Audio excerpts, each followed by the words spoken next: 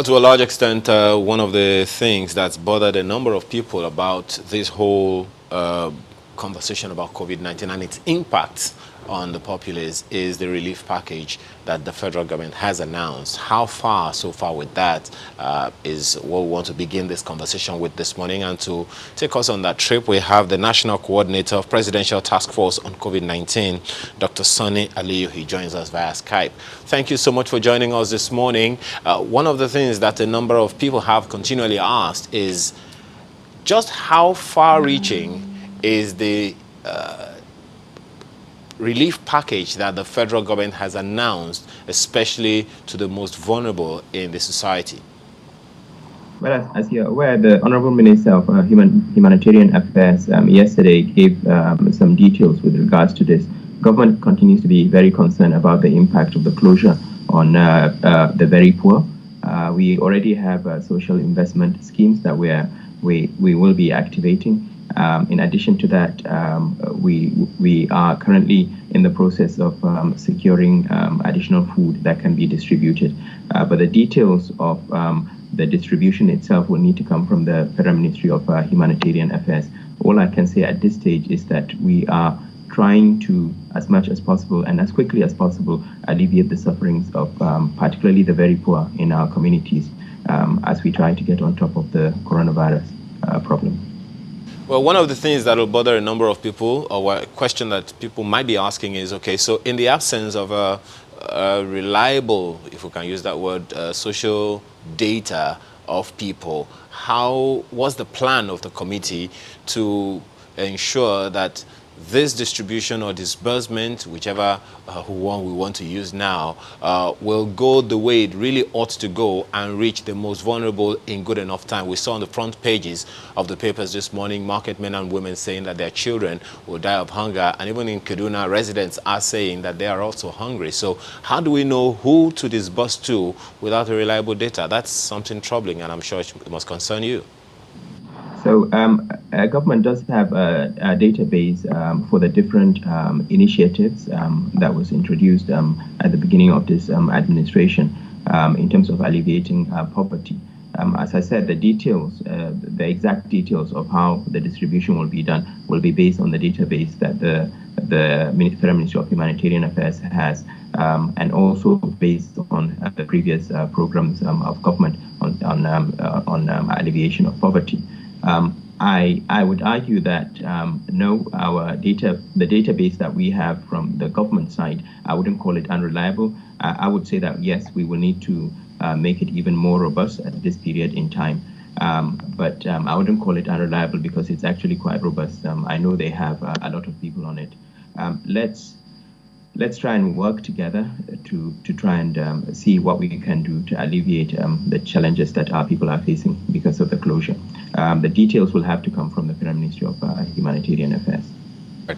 Now, I'd like also to take a look at some of the solutions that have been put forward by the task force on COVID-19. And I'm sure you've heard the statement that the solution or the effect of a solution should not be worse than the problem or the disease itself that was used in the United States. So I'd like to know, what factors do you consider, in rolling out some of these measures? How do you weigh them? Because, talking about the most vulnerable, for example, some of them think that, well, the most important thing for me now is survival. We can talk about, contracting COVID-19 later, but I need food. So how do you weigh those factors? Which one weighs more for you before you come to conclusions on what to do?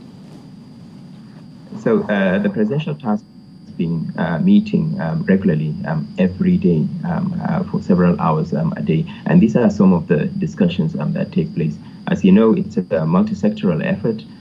So for some of us that come from the health sector, it's not just the health issues that are taken into consideration, it's also the socio-economic considerations as well. We know what's happening in other parts of the world. This is an epidemic that's really challenging and difficult to get on top of. We have to take difficult decisions, but these are decisions that have to be that we just have to go down the route, provided that there is evidence. Yes, it's going to be difficult for our citizens, and government very much appreciates this. And that's why right from the beginning we have been saying that this has to be collective effort. We are all in this together. We are all in this together. Because if we don't get on top of the problem, eventually what will happen is that the numbers will take off, and then we'll be in the same situation as some of the other countries we are hearing on the news. It's not easy, but as everybody knows, you need to be alive, you need to be healthy in order to even go out and seek your normal daily meals. Our citizens, I'm relying on our citizens to work with us. Without us working together, it will be very difficult for us to achieve success in this venture. It has to be a collective effort. It has to be a communal effort. We have to look after each other. I'm also calling on those of us that might be in a better position to also help their neighbors and their communities.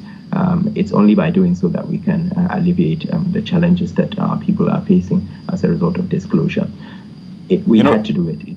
We had to take, but we're very much aware of the difficulties, and we will try everything we can to alleviate this. Like you said, more than any time, this is a time for us to, come together, work together. And it also begs the question, as a coordinator of this task force, I'm sure you've had to, hold meetings with ministers, with stakeholders in different areas as it concerns this pandemic. What would you say is your biggest challenge in this fight against COVID-19 in the context of Nigeria? So the biggest challenge, I think, is really getting the message out in a simple manner to the public, explaining to the public how different this pandemic is to other epidemics that we have had in the past. So, for instance, we do have a lot of challenges in terms of the population's understanding of who needs to be tested, where do you go for testing, and also access to our hotlines. These are the sort of issues that we are working very hard to sort out. We've only just in the last few days updated our testing guidelines. There's nothing, as the DG of NCDC said, there's nothing like checking your coronavirus or COVID status. This is an acute infection. What we do is we check for the presence of the virus using PCR. Therefore, really, you need to be symptomatic and have had either contact with the case or have traveled to a relevant area or have a significant respiratory illness to be tested. But we have been receiving a lot of requests for testing in people who are asymptomatic, where the value of a negative test really, a negative test has no value if you don't have symptoms because you might be incubating. Yes, it's not easy having a multi-sectoral sort of arrangement, but I must say my colleagues, the different ministries on the task force have been working collectively very well with the Ministry of Health and other international donors and partners. We've been working extremely well, all in the best interest of the country. We really would like to see this pandemic be under control in our country. We don't want to be in the same situation as other countries, as you can see from the news. Very quickly, let me follow up on that one concerning the challenge of putting the word out there. I got a call from a CSO official yesterday, and he was saying that there are some communities in the hard-hit parts of Nigeria that do not believe that this thing exists. In fact, there's another region that a number of people are saying there is no such thing as COVID-19. We also saw a video on social media sometime, the past few days, somewhere in the north, when some people are saying that there is no such thing as COVID-19. Now, this is definitely an endangered category of people, because if they do not believe it exists, that means they will not take any precaution.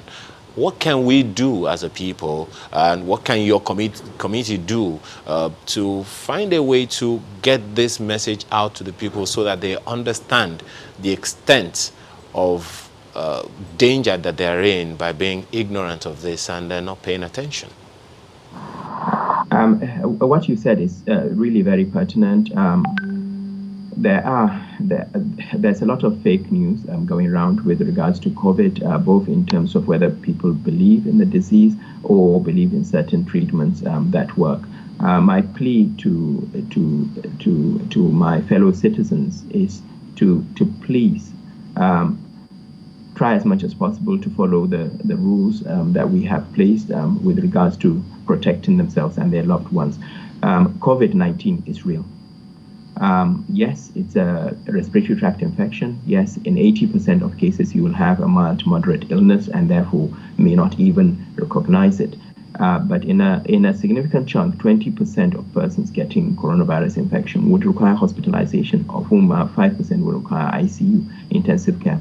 And particularly in vulnerable groups like the elderly, those who have diabetes, cardiovascular disease, those that are immunosuppressed, this can be life-threatening. You can see the numbers. I mean, the U.S. alone, more than 12,000 people have been affected and died from COVID infections.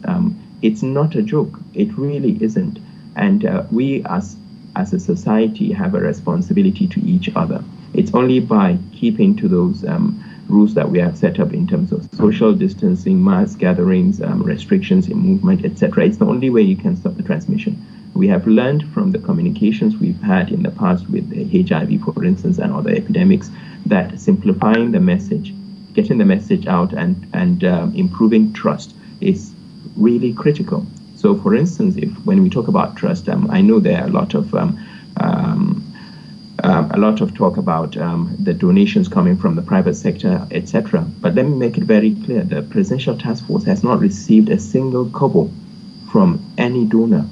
The arrangements with the private sector are arrangements based on a private sector initiative that is owned and run by the private sector. So, for instance, the Coalition Against COVID, all the funds they generate will stay with them. They have a steering committee which is independent of government. They have a program committee that's independent of government and an implementation arm. So those funds will not come to government, but the role they will be playing is really critical because they will be contributing commodities, they will be helping us with expanding our isolation facilities and expanding our testing, etc. But trust is really important in this venture. As government, we know that from the financial side, yes, the price of oil has really fallen. We are fiscally challenged. But despite that, the president is really committed to making sure that we have the resources we need to get on top of the problem. The community really should come together.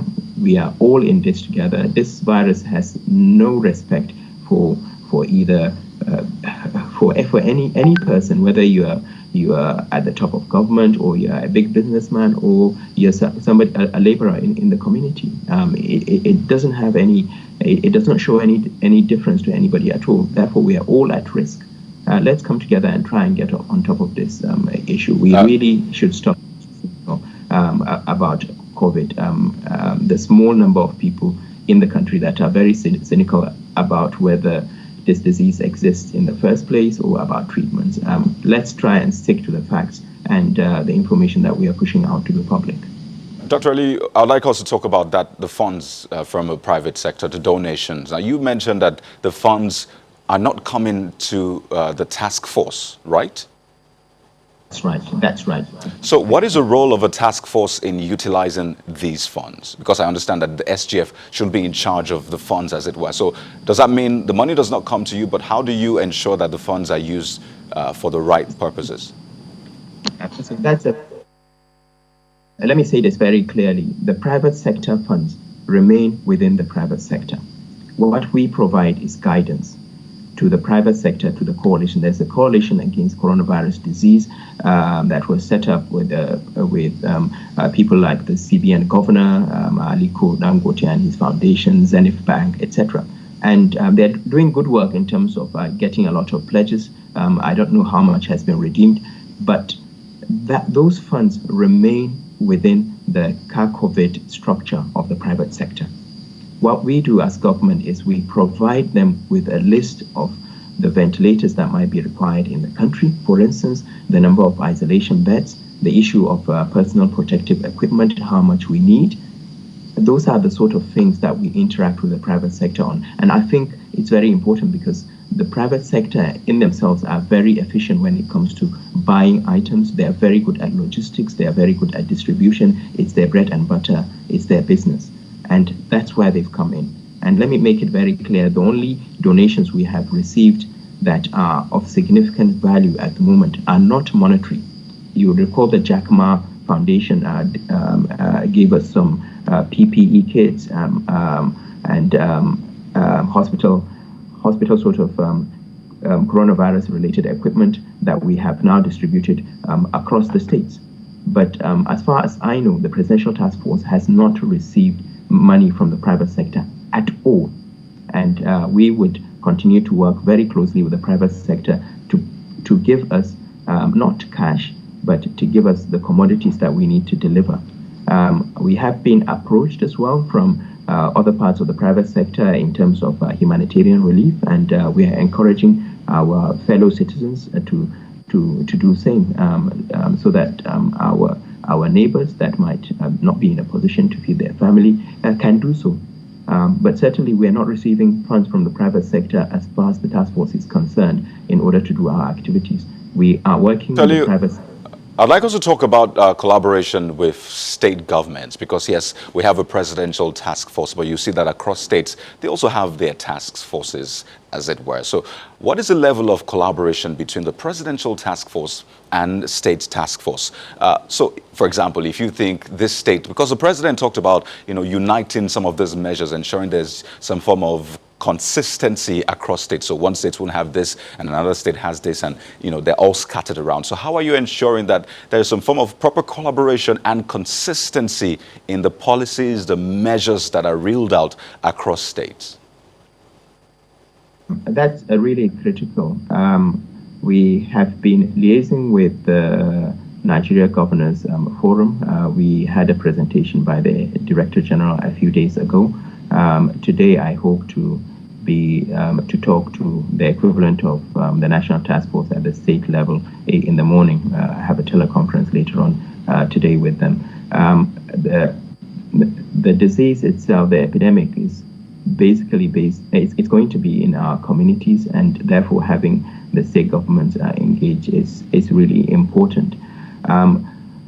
As far as I know, we also have state emergency operating centers, which the Nigeria CTC is also linking with through the national emergency operating centers, and we're getting a very good information flow between these two sides.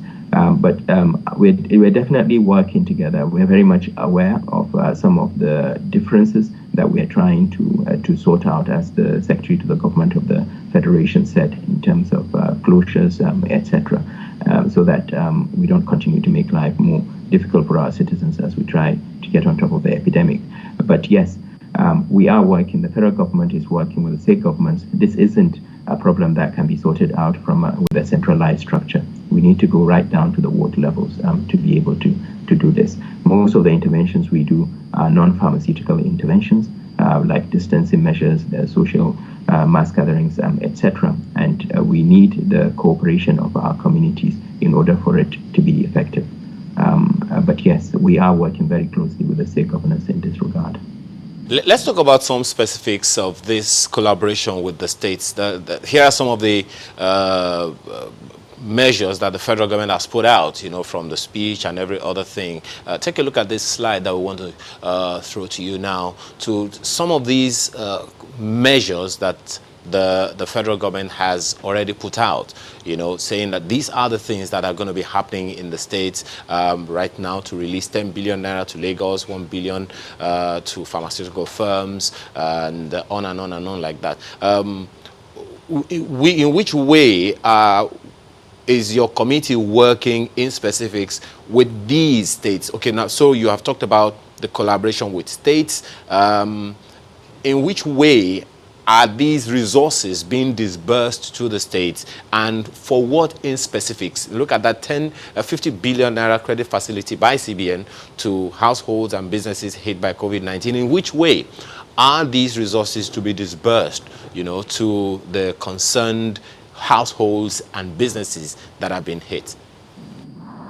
So the CBN has an arrangement with the manufacturing sector, and particularly with the medical sector as well, where people can be given loans of reduced, I think down to 5% interest. And this will be based on whatever arrangement they've always had, but it's just that the interest rate is much lower. The Presidential Task Force will be encouraging both manufacturers and as well as hospital facilities that might be interested in expanding their capacity, for instance, to approach the CBN, and will really encourage that. Because remember, up to 50% of our population do not go to public hospitals. They actually use the private sector. And if we really want to expand the number of ICU beds available, we have to work very closely with the private sector. When it comes to the states, as far as I know, Lagos State, what we did was really partly a refund of what they have already spent, as well as additional contribution from the federal government. I think they got 10 billion naira last week, some of which was money that they had already spent on the epidemic. But we expect the state governments to continue to have their own fiscal rules with regards to how they spend these funds. There will be a lot of transparency with this process, especially at the federal level. We intend to let the public know exactly what we're doing as soon as our website is up and running. The only way we can get on top of this problem is by ensuring that we have a public trust, and that public trust really comes with effective communication between us. I'd like to paint a scenario briefly now. We're talking about collaborations too, because it's going to be important. How well the presidential task force and states collaborate will be vital to us winning this war. So I imagine a state says, well, we have done some form of findings and we think this is the best way for us to go. But your task force says, well, seeing this holistically, we think this is the way to go. So which one would, as it were, supersede the other or be superior? Perhaps that term might be strong, but which one, takes superiority? Is it your task force or the state's task force? No. So we all have responsibilities. The federal government has responsibilities based on its own legal arrangement, as well as the states, as you know. But it's a partnership. It's an equal partnership. It's not an issue of I'm the boss and you're the person that will have to listen to me. So far, our relationship has been very amicable. I'm not aware of any difficulties. We all have a common goal, and that common goal is to make sure that our citizens remain healthy and protected from catching this disease. So I'm afraid the hypothetical situation you've painted at the moment actually hasn't arisen yet. And if it does, there will be ways of resolving this, because we all have a common aim. We all have a common aim in terms of trying to get on top of this issue. The state governments, a lot of the state governments have really been very active, very proactive. They followed even the structure. When you look at the way the federal government is dealing with this in a multi-sectoral way, a lot of the state governments have set up fairly similar structures. We've also activated the state emergency operating centers that NCDC has always been working with. So I don't think there's an issue between the state and the federal government in terms of the best way to manage this problem. We know that we cannot deal with it just from the federal level. It's not a federal problem. This is a problem that's going to be at the community level, and therefore we have to engage and work amicably with state governments to resolve this. Dr. Aliyu, just very, very quickly in 10 seconds, has that 1 billion naira been for pharmaceuticals been released to them to help fight this pandemic expeditiously? So I'm afraid I cannot answer that. But the way you've made it out is it's like here's 1 billion naira, right? We're going to give 100 persons. Manufacturers will have to apply. They have to go through the normal process with CBN in order to access these funds. We have to look at what capable of manufacturing. Okay. Thank you so much, Dr. Sani Aliyu. Well, we have to thank you very much for what you've been doing for the nation. Well done. National Coordinator, Presidential Task Force on COVID-19, Dr. Sani Aliyu. Thank you so much for your time. We're back in a moment. Please stay with us.